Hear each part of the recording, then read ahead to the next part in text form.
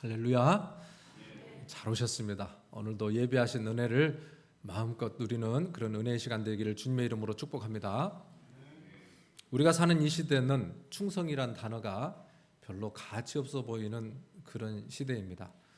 요즘에는 개인의 자율성, 유연함, 성과주의 이런 것이 더 가치 있는 단어지, 한 사람에게 끝까지 충성을 하고 묵묵히 그 자리를 지켜낸다, 이것은 그렇게 귀하게 여겨지지 않는 것 같습니다. 어쩌면 답답한 사람 내지는 무능해 보이는 사람이지 않을까라는 착각을 일으킬 정도죠. 그런데 성경은 뭐라고 이야기하느냐? 고린도전서 4장 2절 함께 읽습니다. 시작. 맡은 자들에게 구할 것은 충성이니라. 할렐루야. 충성, 하나님 나라 백성으로 변함없이 하나님께서 귀하게 보시는 자질 중에 하나는 충성이에요. 충성. 눈에 띄는 어떤 능력이나 화려함보다 변함없이 묵묵하게 지켜내는 그런 헌신의 자세, 성경은 예나 지금이나 이 충성을 귀하게 여기고 있다라는 것이죠. 오늘 이 설교를 준비하면서 제 자신에게 물어봤습니다. 너는 하나님 앞에 충성된 목회자냐? 자신이 없습니다. 또 부담이 됩니다. 오늘 이 말씀은 여러분 이렇게 사세요 라고 제가 강압적으로 이렇게 드리는 말씀이 아니라 하나님의 말씀이 오늘 저에게 들려지고 또 저에게 은혜가 된 말씀이 여러분들과 함께 나눠지는 그런 은혜의 시간이 되었으면 좋겠습니다. 충성이라는 단어, 오늘 이제 7번째 열매입니다. 9가지 성령의 열매 중에 7번째 충성이라고 하는 열매를 살펴보려고 하는데, 충성이라고 하는 단어가 헬라어로 피스티스예요. 피스티스, 뜻은 신실하다, 또 성실하다, 내지는 믿음직하다 할 때도 피스티스를 써요. 좀 여러 가지 단어로 쓰입니다. 그래서 영어 성경에 보면 faithfulness라고 되어 있어요. faithfulness, 신실함이라고 이렇게 좀 번역이 되어 있죠. 옥스퍼드 사전에 충성이라고 하는 단어를 보면 어떤 게 되어 있냐면 진심에서 우러나오는 헌신적인 태도라고 되어 있어요. 헌신적인 태도. 그러니까 성령이 주시는 성품의 열매 중에 충성이라고 하는 것은 우리의 마음의 어떤 감정을 뛰어넘어요. 입술의 고백 정도로 그치는 것이 아니라 우리의 삶의 구체적인 행동으로, 태도로 보여질 수밖에 없는 그런 모습이죠. 이게 충성이라는 거예요. 그래서 사도 바울이 아까 맡은 자들에게 구할 것은 충성이라 4장 2절에 이렇게 이야기했는데, 바로 그 앞절 고린도전서 4장 1절에는 뭐라고 이야기했느냐? 사람이 마땅히 우리를 그리스도의 일꾼이요 하나님의 비밀을 맡은 자로 여길지어다 그랬어요. 그러고 나서 맡은 자들에게 구할 것은 충성이니라 이렇게 여겨집니다. 자, 그래서 충성과 연결되어 있는 이 앞절에 보면은 그리스도의 일꾼 이렇게 되어 있죠. 일꾼이 뭐가 일꾼이냐? 헬라 원어를 보면은 회페레테스라는 단어예요. 회페레테스, 일꾼이. 이건 두 단어가 합성이 되어 있습니다. 회페라는 단어, 휘포라는 단어, 그리고 에레테스라는 단어가 합쳐져서 회페레테스라는 단어가 됐어요. 일꾼. 그 의미를 살펴보면 휘포는 아래에서, 이 말이에요. 아래에서. 에레테스는 노를 젓는 이런 사람을 의미해요. 노를 젓는 사람. 그러면 휘페레테스는 아래서 노를 젓는 사람, 배 밑창에서 열심히 노를 젓는 사람. 자, 이렇게 하면은 이제 떠오르는 어떤 모습이 있죠. 여러분, 어떤 영화가 떠올라요? 배너도 떠오르고 명량이라는 이런 영화도 떠오르고 그러잖아요. 그때 배가 갈 때 북소리에 맞춰서 배 밑창에서 열심히 노를 젓는 사람들이 연상이 되죠. 그 단어가 회페레테스예요. 그게 지금 일꾼이라는 뜻입니다. 이 사도 바울은 이 당시에 회페레테스가 있던 당시에 배를 많이 타고 선교를 했던 사람이니까 이 단어의 의미를 잘 알아요. 지금 그가 그리스도의 일꾼이라고 고백했을 때는 내가 예수 그리스도를 나의 주님, 나의 하나님으로 모신 이후로는 내가 주님을 이렇게 따랐다. 주님이 원하시는 대로 노를 젓고 그분을 따라갔다. 이렇게 지금 고백을 하고 있는 거예요. 여러분, 그래서 우리가 한번 던져봐야 될 게, 여러분의 인생은 누구를 따라 노를 젓고 있습니까? 여러분의 인생의 배의 주인은 누구십니까? 굉장히 중요한 질문입니다. 성도는 인생의 주인이 바뀐 게 성도예요. 이전에는 내가 내 인생의 주인이 되었고 세상의 삶의 가치관, 세상의 욕심, 사탄의 유혹을 따라 살았던 게 저와 여러분들이었어요. 그러나 예수 그리스도를 영접하고 그분이 내 인생에 들어와서 나의 구주, 나의 하나님이 되심으로 바뀐 놀라운 근본적인 변화는 주인이 바뀌어버린 거예요. 내 인생을 끌고 가는 주체가 바뀌어버린 거예요. 이제는 내가 아니라 예수 그리스도가 내 인생의 주인이 됐어요. 이걸 성도라고 하는 거예요. 이게 구원받은 하나님의 백성이라고 하는 거예요. 그래서 하나님의 자녀가 되고 백성이 된 사람들에게 나타나는 모습이 바로 충성입니다. 주인을 따라가는 모습. 그러니까 충성은 말로만 하는 게 아니라 어떤 은혜 받은 어떤 감정, 눈물로 하는 게 아니라 충성은 땀으로 하는 거고 피를 흘리며 가는 길이 충성이에요. 주인이 속도를 올려라, 북을 더 빨리 치면은 거기에 맞춰서 노를 더 빨리 젓는 거예요. 오른쪽이라고 지시를 하면은 오른쪽을 향하여 방향을, 내 인생의 방향을 바꾸는 거예요. 내 인생의 주인이 내가 아니라 주인에 따라 속도를 올리고 주인에 따라 방향을 바꾸는 것. 이것이 진정한 충성된 성도의 모습이라는 것입니다. 여러분, 이 시간에 한번 오늘 이 말씀 보면서 물어보세요. 여러분의 인생의 주인은 누군가? 여러분은 누구의 리듬에 맞춰서 여러분의 인생을 저어가고 있는가? 여러분의 인생과 여러분의 가정의 실질적인 실세, 모든 것을 결정하는 그 권한이 있는 분은 누구인가? 그분이 진정 예수 그리스도입니까? 오늘 우리가 이 말씀 보면서 우리는 누구를 향하여 노를 젓고 있나? 오늘 이 말씀 한번 보면서 예수 그리스도의 진정한 주인 되심, 그리고 나의 종됨을 다시 한번 인정하고 주님의 말씀에 따라, 성령의 인도하심에 따라 그분의 박자에 맞춰서 우리의 인생을 노져갈 수 있는 그런 휘페르테스 그리스도의 종들이 되어지기를 주님의 이름으로 축복합니다. 더 나아가서 충성된 열매를 맺기 위해 필요한 조건이 있습니다. 그것은 청지기 의식이 필요해요. 종이라고 했을 때 필요한 것은 청지기 의식이에요. 청지기 의식. 마태복음 25장에 보면은 달란트 비유가 잘 나와 있는데 그걸 보면 청지기 의식을 우리가 잘 알 수 있습니다. 마태복음 25장 14절 우리가 한번 함께 읽습니다. 조금 크게 한번 읽어보세요. 시작. 또 어떤 사람이 타국에 갈 때 그 종들을 불러 자기 소유를 맡김과 같으니. 아멘. 자, 주인이 타국에 가면서 종들에게 누구의 소유예요? 자기의 소유, 주인의 소유를 맡겼다 그랬습니다. 너 거 해라라고 준 게 아니라 위임했다. 인트러스트. 위임해 줬다는 거예요. 위임해 줬다. 잠시 너가 맡아서 관리하라는 거예요. 이것을 잠시 맡아서 관리하는 자가 청지기입니다. 청지기. 청지기는 주인이 맡긴 그 재물을 자기의 뜻에 따라 관리를 하는 게 아니에요.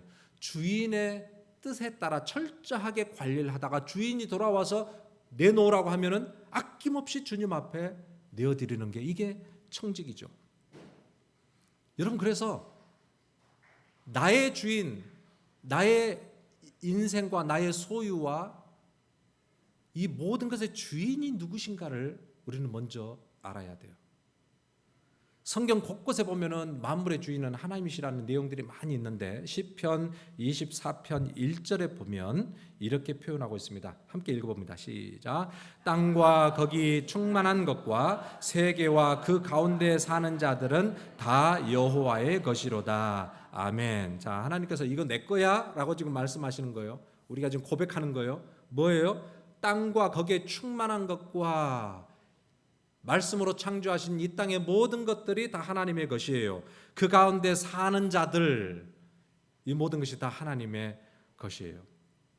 여러분, 그러니까 우리가 가지고 있는 시간, 물질, 건강, 우리의 자녀, 심지어는 나의 생명까지도 이것이 누구의 것이에요? 하나님의 것이에요. 믿습니까? 말씀하셔서 다 여호와의 것이로다. 여러분, 오늘 나의 것이 아닙니다. 하나님의 것입니다. 내가 가진 이 모든 것 하나님이 위탁해 주신 거예요. 잘 관리하라고. 그래서 맡겨주신 것을 잘 관리하며 사는 것이 청직인데, 많은 분들이 위대한 삶을 사셨지만은 특별히 생각나는 분이 우리 한국에서 유한양행을 설립하셨던 고유일한 박사가 있습니다. 그분의 삶을 보면은 참 독특해요. 청지기로서의 적어도 이런 삶이 청지기가 아닌가 싶을 정도의 삶을 사셨습니다. 일제시대 때 그는 일찍이 민족의 건강을 책임지겠다 그래서 제약 이 회사를 건립을 합니다. 놀라운 성공을 그가 이제 거두게 되는데, 그 당시만 하더라도 이 비리도 많고 뇌물 이런 것들로 모든 걸 운영하던 시대 아니었어요. 그리고 모든 재물은 다 빼돌리기도 하고 또 자녀들에게 다 이렇게 상속하기도 하고 이런 시대 아니었습니까? 그런데 이런 사회 분위기 속에서도 이 유일한 박사는요, 굉장히 자신의 그 소유를 사회에 환원을 많이 합니다. 그리고 젊은 청소년들의 교육을 위해서 많이 내어놓았어요. 사회사업을 했어요. 이 모든 그의 삶의 행위의 중심에는 그의 신앙관이 있었습니다. 그는 이 모든 것은 하나님이 나에게 주신 선물이라는 고백이 있었어요. 하나님이 나에게 잘 관리하라고 주셨다. 그래서 그가 모든 것을 다 하나님이 기뻐하시는 그런 것에 다 사용을 했어요. 그가 마지막에 남긴 감동적인 이야기가, 나는 이제 세상에 미련이 없습니다. 하지만 하나님이 나에게 맡겨주신 것들을 관리하기 위한 청지기로서의 할 일은 좀 더 남아 있습니다.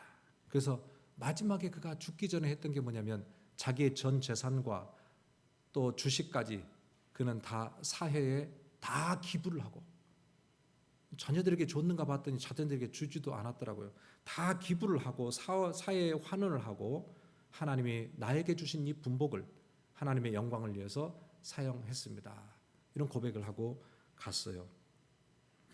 모든 것이 정말로 하나님의 것이고, 내가 이 땅을 살아가면서 적신으로 왔지만 하나님께서 내가 지금 걸치고 있고 가지고 있고 누리고 있고 이 모든 것이 다 하나님이 나에게 주신 은혜라는 이 인식이 분명하다면, 내 것으로 내가 붙들지 아니하고 하나님의 영광을 위하여 그것을 사용할 수 있는 마음의 풍성한 아량이 생기는 거예요. 내가 고생해서 낳고 기른 내 자녀인 것 같지만 이것도 하나님의 것이라는 분명한 고백이 있을 때, 내 욕심껏 내가 내 자녀를 키우는 것이 아니라 하나님의 뜻대로 하나님의 말씀과 성경적인 가치관에 따라 하나님께 쓰임 받을 수 있는 사람으로 키워낼 수 있는 거예요. 하나님의 것이라는 것을 인정할 때는 우리의 자녀를 대하는 태도가 달라지는 거죠. 우리가 누리고 있는 이 시간도 마찬가지예요. 이것이 하나님이 나에게 이 땅에서 허락하신 시간이라는 것을 우리가 깨달을 때, 시간을 허비하지 아니하고 하나님이 기뻐하시는 일을 위해서 우리가 순간순간을 누리며 의미 있는 그런 인생으로 살아갈 수 있게 되는 것입니다. 여러분, 그래서 여러분의 인생의 주인은 누구인지, 그리고 그분이 맡겨준 이 모든 것들을 나는 어떤 청지기의 모습으로 섬기고 충성하고 있는지 한번 돌아보시기 바랍니다. 내 것이라고 고집하고 있지는 않는지, 내가 벌어들인 그 물질, 이게 내 것이 아닌 주님의 것이요, 내가 낳은 자녀도 내 것이 아니라 주님의 것이요, 내가 숨쉬고 있는 이 건강마저도 하나님이 허락하신 은혜임을 우리가 다시 한번 진실되게 고백함으로 오늘 남은 여생 우리가 가지고 있는 이 모든 하나님의 것들을 하나님이 기뻐하시는 삶으로 그렇게 살아드리는 온전한 청지기가 되어질 수 있기를 주님의 이름으로 축복합니다. 더 나아가서요, 충성의 열매를 맺기에 필요한 중요한 자세가 또 있습니다. 그것은 작은 일에 충성하는 태도예요. 어떤 일이에요? 작은 일에 충성하는 태도.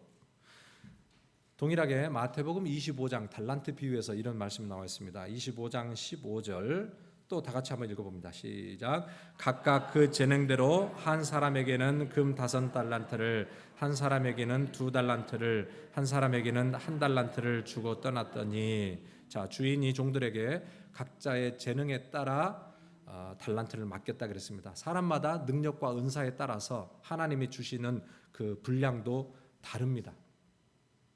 왜 누구는 5달란트고 왜 누구는 1달란트입니까? 이게 불공평해 보일 수도 있지만 이게 공평한 거예요. 여러분, 하나님은요, 불공평해 보이지만 결코 불공평하지가 않아요. 왜냐하면 하나님은 우리에게 얼마나 많은 것을 남겼느냐를 따지는 분이 아니라 얼마나 충성했느냐를 보시는 분이기 때문에 그래요. 그러니까 5달란트냐 1달란트냐가 중요한 게 아니에요. 주어진 달란트를 가지고 어떤 자세로 반응을 했느냐가 주님이 가장 귀하게 보시는 태도라는 거죠. 1달란트 받은 자는 그런 의미에서 하나님의 의도를 알지 못했어요.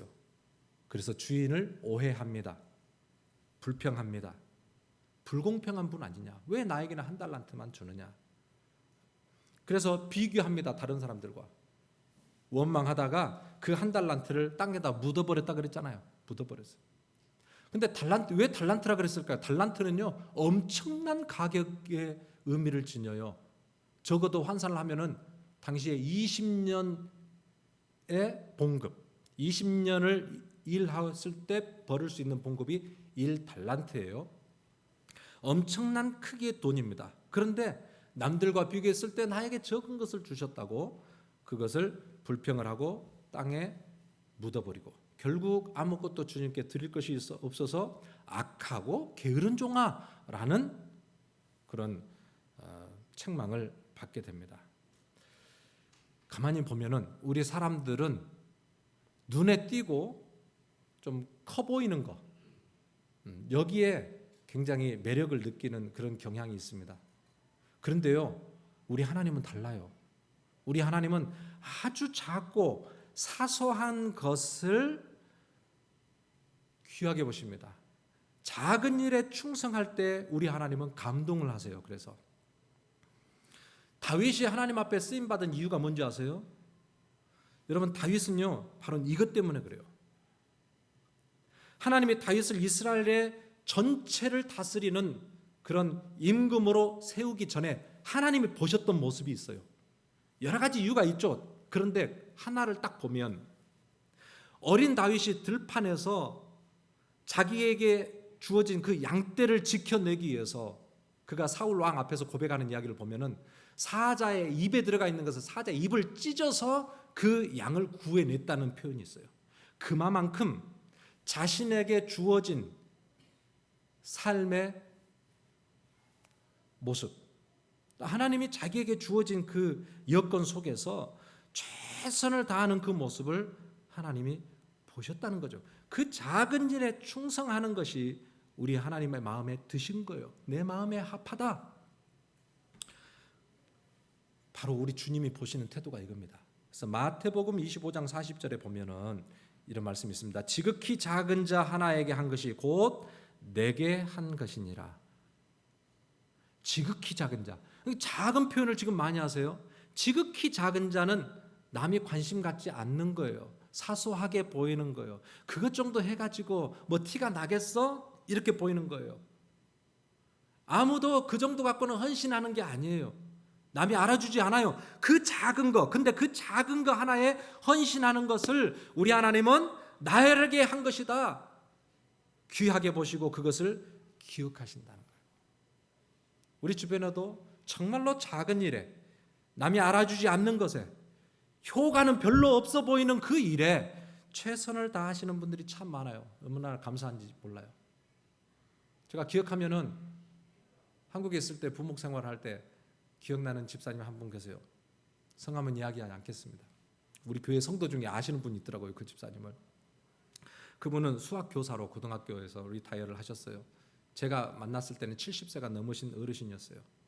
그런데 늘 새벽기도를 끝나고 가면은 그 넓은 교회 마당을 빗자루로 썰어요.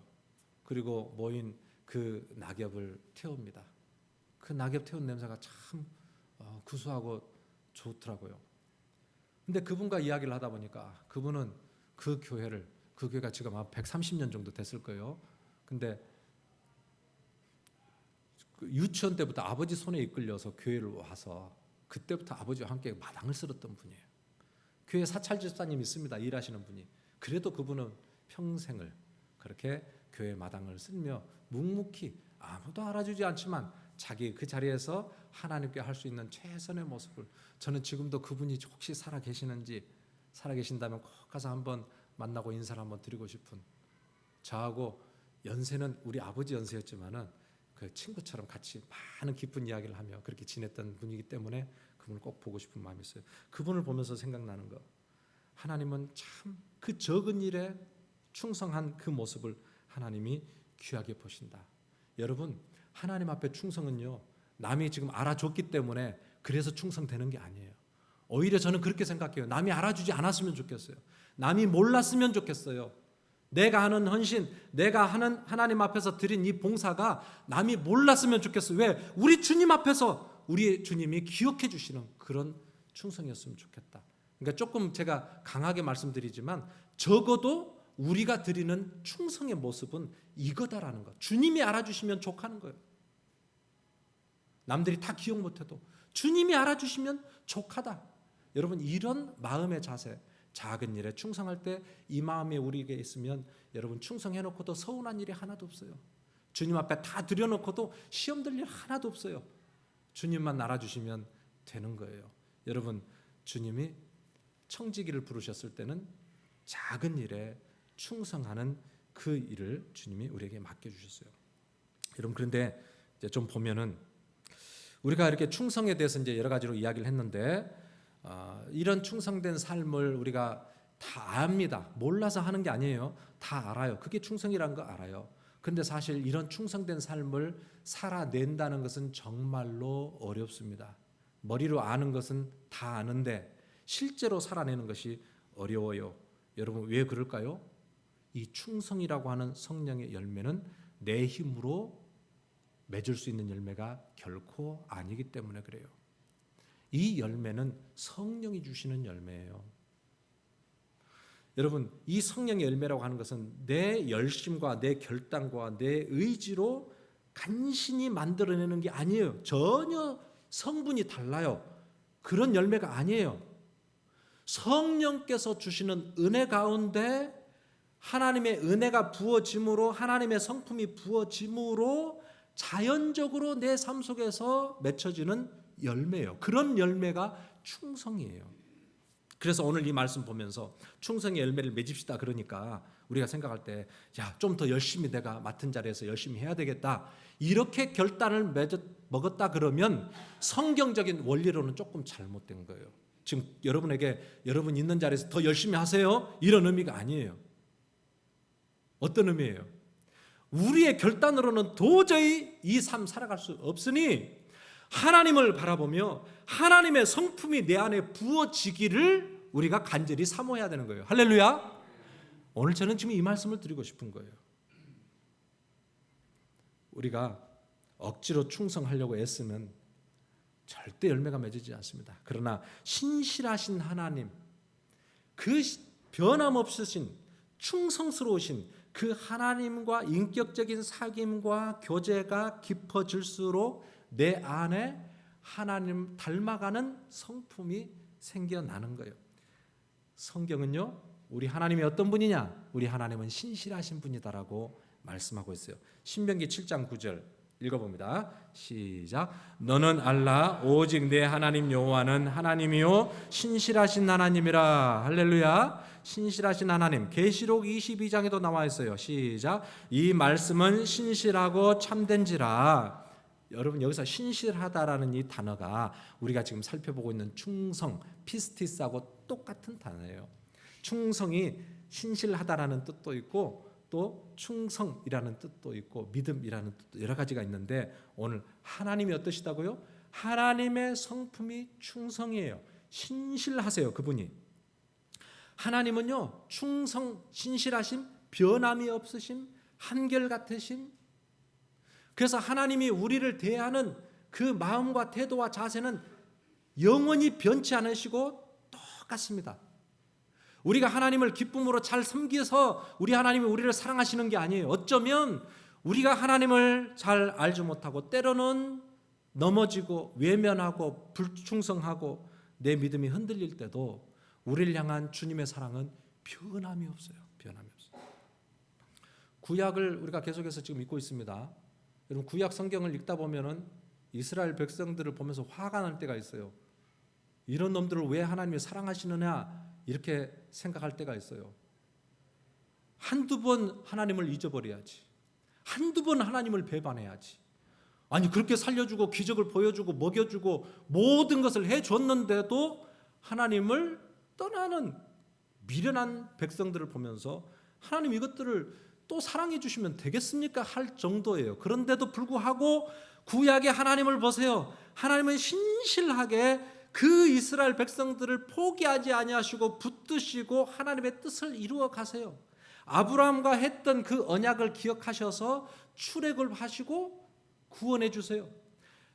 다윗과 맺었던 그 언약을 기억하셔서 다윗의 후손을 통해 이 땅에 예수 그리스도 메시아를 보내주셔서 하나님의 나라를 회복하시는 것을 우리가 보게 됩니다. 하나님의 신실하심이 성경에 나와 있어요. 그 하나님의 신실하심의 극치가 어디에서 나올까요? 그 하나님의 신실하심의 극치, 바로 골고다 언덕 십자가가 하나님의 신실하심의 극치예요. 자, 빌립보서 2장 8절, 로마서 5장 8절인데 제가 여러분들을 가만히 보고 있으니까 저도 눈이 감길라 그래서 제가 여러분들과 함께 눈을 번쩍 뜨고 같이 함께 힘있게 한번 읽어봤습니다. 오늘 날씨가 좀 덥죠? 에어컨이 돌아가는지 모르겠는데 좀 더운 경향이 있어요. 여러분, 그래도 눈을 조금 힘을 주어서 이렇게 좀 뜨시고 이렇게 어깨도 좀 이렇게 쭉 펴시고 이렇게 몸을 조금 움직이셔도 돼요. 이렇게 하시면서 정신을 차리고 다시 한번. 자, 빌립보서 2장 8절 시작. 사람의 모양으로 나타나사 자기를 낮추시고 죽기까지 복종하셨으니 곧 십자가에 죽으심이라. 로마서 5장 8절. 우리가 아직 죄인 되었을 때에 그리스도께서 우리를 위하여 죽으심으로 하나님께서 우리에게 대한 자기의 사랑을 확증하셨느니라. 아멘. 자, 하나님께서 우리와의 언약을 지키시기 위해서 자기 독생자 아들을 십자가에 내어 주셨다. 그의 생명을 버리셨다라는 거예요. 여러분, 그러니까 예수 그리스도의 그 십자가는 약속을 포기하지 아니하시는 신실하신 하나님의 최고의 결정체예요. 그 십자가가. 여러분, 왜 우리가 하나님께 충성할 수 있습니까? 왜 우리가 끝까지 하나님을 따라갈 수 있습니까? 그 이유는 다른 게 아니라 오늘 이것 때문에 그래요. 하나님이 먼저 우리를 사랑하시기로 작정하셨기 때문에, 언약하셨기 때문에, 그 언약을 변치 아니하시고 끝까지 이루시는 이 하나님의 사랑을 우리가 받았기 때문에, 하나님의 충성을 내가 한 몸에 받고 이 자리에 섰기 때문에 우리가 끝까지 이 충성의 길을 걸어갈 수 있는 거예요. 충성의 열매를 맺기 위한 첫걸음이 뭐냐? 그것은 바로 신실하신 하나님을 바라보는 거예요. 눈을 들어 십자가의 주님, 변치 아니하시는 하나님의 그 사랑을 우리가 기억하는 거예요. 그럴 때 다시 일어날 힘을 주십니다. 여러분, 혹시 우리 마음속에 또 신앙생활을 하다가 또 좀 힘이 좀 약해지고 마음이 지쳐서 충성스러웠던 내 신앙이 좀 약해지고 있다면 오늘 내가 다시 한번 일어나 봐야지 이렇게 하지 마시고 눈을 들어 주님 바라보세요. 우리를 끝까지 포기하지 아니하시는 그 주님이 우리를 향하여 사랑스러운 눈으로 나는 여전히 너를 포기하지 않고 있단다. 여러분, 다시 시작할 수 있는 힘이 예수 그리스도로부터 시작이 되는 것입니다. 십자가는 옛날 2000년 전에 저기 골고다 언덕에 세워졌던 그런 사랑의 옛날 이야기로 끝나는 것이 아니라 여전히 오늘도 살아계셔서 우리 마음속에서 우리를 향하여 외치는 그런 사랑의 음성이에요. 지금도 우리를 향하여 포기하지 않고 그 충성스러운 삶으로 우리를 초대하고 계십니다. 여러분, 저와 여러분들이 주님 부르시는 그날까지 이 충성된 길을 끝까지 걸어갈 수 있기를 주님의 이름으로 축복합니다. 자, 끝으로요. 끝날 것 같은데 끝으로가 또 나옵니다. 제가 너무 길지 않게 하려고 하는데 자, 끝으로 이 충성의 열매가 어디까지 가야 되느냐? 어디까지 가야 되느냐? 여러분, 충성이라고 할 때 우리가 꼭 기억해야 될 단어가 있습니다. 그것은 끝까지예요. 뭐라고요? 끝까지. 끝까지라는 단어. 이 충성의 굉장히 귀한 자세예요. 끝까지.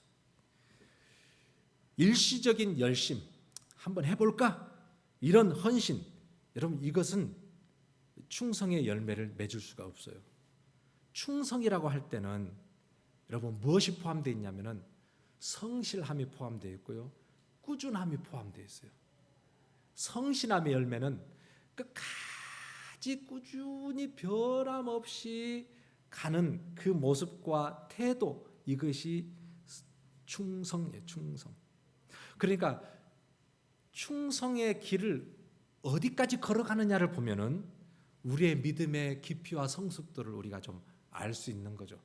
얼마만큼 꾸준함으로 그 길을 걸어갈 수 있느냐. 요한계시록 2장 10절에 보면 조금 부담스러운 주님의 말씀이 있습니다. 제가 읽어볼게요.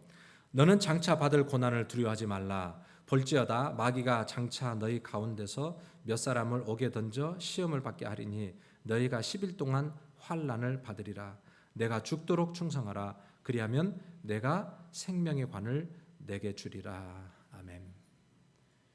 내가 죽도록 충성하라. 그리하면 내가 생명의 관을 내게 주리라. 여러분, 주님은 이 충성의 길에 고난이 따를 것임을 숨기지 않으셨어요. 그래서 죽도록 충성하라 라고 말씀하셨어요. 때로는 오늘 말씀 보니까 사탄의 시험도 있고 공격도 있고 또 억울하게 옥에 갇히는 일도 있을 것이고 환난당하는 일도 있을 것이다. 누구에게요? 충성되게 주님을 따라가는 성도에게. 여러분, 주님 따라가면은 잘 되고 형통하고 병 낫고 오래 살고, 여러분 이것은 아주 작은 것 알고 있는 거예요. 주님을 따라가는, 말세에 주님을 따르는 성도에게 말씀을 보면은 고난도 있고 환난도 있고 억울한 일도 있지만 그럼에도 불구하고 믿음을 지켜라, 주님 말씀하시죠. 오늘 이 말씀하면서 이런 중에 충성하라 그러는데 주님은 이렇게 고난이 있고 그러면 얘야 잠깐 좀 쉬어라, 장마비가 올 때는 좀 쉬었다가 가야지, 뭐 이렇게 해주시면 우리가 얼마나 위로가 되겠어요. 그런데 주님은 뭐라고 말씀하세요? 죽도록 충성하라. 이렇게 어려운 환경이 막 닥쳐오는데 주님은 죽도록 충성하라. 어찌 들으면 우리 주님이 우리에게 너무 우리를 혹사시키는 거 아니야? 그냥 신앙생활 한다고 여기까지 온 것도 어딘데 아주 그냥 죽는 자리까지 우리를 막 툭 밀어가지고 혹사시키는 것 같은 그런 느낌이 들 때도 있잖아요. 어떻게 보면은, 그죠? 마음 좀 서운해. 아니 주님 여기까지 그렇게 몰아 넣으십니까? 여러분, 그런데 그 뒤에 주님이 우리에게 주시는 말씀이 뭐예요? 그리하면 내가 생명의 관을 내게 주리라. 이렇게 말씀하세요. 생명의 관을 우리에게 주리라. 여러분, 충성스럽게 살아가는 이 삶의 대가는 이 땅에서 우리가 겪는 고난, 억울함, 손해, 여러분 이것과는 전혀 비교할 수 없는 하늘의 큰 영광과 상급으로 우리에게 분명히 갚아주겠다고 주님 말씀하세요. 믿으십니까? 이것이 믿어지는 성도가 충성되게 끝까지 그 자리를 지켜내는 성도예요. 저는 오늘 이 말씀 준비하면서 마라톤 선수가 생각나더라고요. 신앙은 마라톤입니다, 여러분. 신앙은 100m 달리기 하고 아이고 이제부터는 내 마음대로 살아야 되겠다, 쉬어야 되겠다 이게 아니고 신앙생활은 100m가 아니라 마라톤이에요. 끝까지. 마라톤 선수들을 보세요. 그가 42.195km 마지막까지 달려야 되는데 10km, 20km 가장 어려울 때가 30km 넘어가면서 가장 어렵다 그래 35km 때가 막 힘들다 그런 이야기도 하더라고요. 그러니까 막 위기가 닥쳐오는 거죠. 내가 여기서 더 달릴까 아니면 여기서 그냥 그만둘까 막 마음에 막 그런 막 갈등이 막 생기는 거예요. 포기할까 끝까지 갈까. 그때 그를 잡아주는 게 뭐냐면 그 결승선 라인에 들어갈 때 메인 스타디움에 수많은 관중들이 환호하며 자기를 향하여 박수 갈채를 하는 그 장면을 기억하는 거예요. 그리고 막 그걸 향하여 달려들어가는 거예요. 또 뭘 기억할까요? 시상대에 올랐을 때에 머리에 영예스러운 시들지 않은 그 월계관을 탁 쓰고 그 다음에 우리 사랑하는 조국 대한민국의 국기가 쫙 올라가면서 애국가가 울려 퍼질 때 가슴이 뭉클하고 여러분 그때 얼마나 감동이에요. 지금까지 내가 고생했고 지금까지 수많은 세월 못 먹고 달리고 고생했던 그 모든 것들이 그 한순간에 싹 다 풀려나가는 거 아니에요? 싹 다 풀려나가는 거예요. 모든 거 보상되는 거예요. 그걸로. 여러분 우리의 신앙도 마찬가지예요. 여러분 이 땅에서 우리가 살아가는 이 신앙생활의 여정이 결코 만만치 않습니다. 넉넉하지 않아요. 여러분 정말 주님과 함께 걸어가는 길, 그래서 주님은 좁은 길을 십자가 가지고 걸어오라 그랬어요. 믿음의 길은 때로 우리가 손해보고 고통받고 억울한 일들이 분명히 있어요. 그러나 우리가 그 길을 끝까지 걸어갈 수 있는 것은 주님께서 우리에게 반드시 그날에 주신다고 약속하셨던 그런 시들지 않는 생명의 면류관, 그 면류관을 우리에게 받아 쓸 날을 우리가 기억하니까 그 날이 분명히 있으니까 우리가 그 날을 기억하며 달려가는 거예요. 그러니까 이 하나님의 말씀이 실제가 된 성도는 정말로 그 날이 있다는 것을 믿는 성도는 마라톤 선수처럼 끝까지 고난스러워도 그 길을 걸어갈 힘이 우리에게 생기는 거예요. 나의 결단으로 오는 게 아니에요. 주님이 주시는 말씀 가운데 주님이 주시는 그 은혜를 우리가 사모함으로 끝까지 걸어갈 수 있는 거예요. 그래서 로마서 8장에 보면 생각건대 현재의 고난은 장차 우리에게 나타날 영광과 비교할 수 없도다. 그때 가봐야 알지요? 아니요. 그때 가보면 장차 비교할 수 없어요. 내가 이 땅에서 못 먹고 못 누리고 때로는 힘들었고 주님 때문에 내가 정말로 고난의 삶을 살았지만 그 모든 것이 전부 다 해소가 될 만한 주님 너무너무 족합니다 라고 이야기할 만한 그런 은혜의 순간들이 반드시 우리에게 있다고 말씀하고 있습니다. 그 상황을 우리가 믿는다면 오늘 지금 이 땅에서 살아가는 우리의 믿음의 경주, 때로는 힘들고 피곤하고 지쳐도 우리가 하나님의 뜻대로 끝까지 그 길을 걸어갈 수 있는 것입니다. 결론, 인도 캘커타에서 빈민자들을 섬겼던 마더 테레사를 아시죠? 그 마더 테레사가 유명한 말을 했는데 이런 말을 했더라고요. 완전한 순종은 예수님께 자신을 온전히 내어 맡기며 예수님이 당신에게 묻지 않고 당신을 마음껏 쓰게 해드리는 것입니다. 저는 여기서 순종이라는 단어를 충성으로 바꿔도 충분한 이 문맥의 흐름이 맞다 생각해요. 완전한 충성이란 예수님께서 우리에게 묻지 않으셔도 마음껏 사용하실 수 있도록 우리의 자신을 내어드리는 삶의 태도. 하나님이 야 이렇게 해도 될까? 라고 저한테 그렇게 묻지 마세요. 주님 이렇게 해도 되겠느냐? 주님 그렇게 안 하셔도 돼요.